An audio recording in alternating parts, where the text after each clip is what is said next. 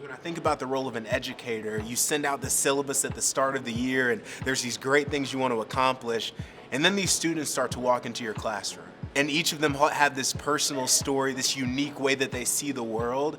And your job then becomes, how do I cater my agenda, my syllabus to meet the needs of this individual student? And I've actually got a personal story of an educator who did that for me and has had an impact on my life ever since. I'm Fred Odom and I work on the marketing consulting team. My job is to build out the resources, the strategy, the planning, all around helping operators fuel growth in their business. My senior year in high school, I can remember my political science class, and this teacher was without a doubt one of my favorites. The way he interacted with us was more of a mentor and a coach than just a teacher and we were students. He treated us like the men and women that he knew we could become rather than the students we were in that moment. And I remember talking to him about really wanting to get an A in his class, and I was at like an 88, 89 for the grade point average at the time, and the final was coming up.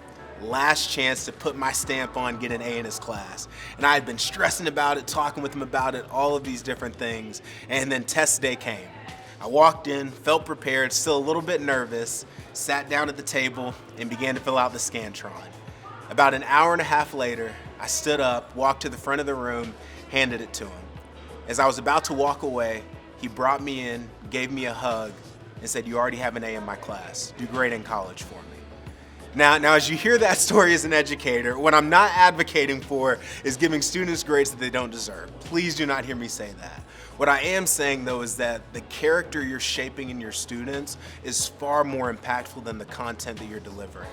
And what that teacher showed me in that moment was that he valued me as an individual in my future even more than the specifics of political science that I would remember coming out of his class. As you're doing the Leader Academy, there's this massive project, it's kind of like a capstone that you're working towards. And within all of that, right, you have students who in some ways are asking, who am I? I would say as a teacher, you're in such a unique position to help students uncover their interests, like what naturally lights their heart on fire, their inventory or skills that they possess, and then understand the impact that they want to have on the world.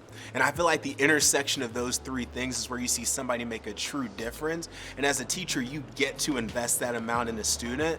Where servant leadership, though, is that's not on the job description, but again, putting the need of that individual student above the larger task at hand will probably help you accomplish the project a little bit faster and lead to students whose heart are set on fire as they step out into the working world.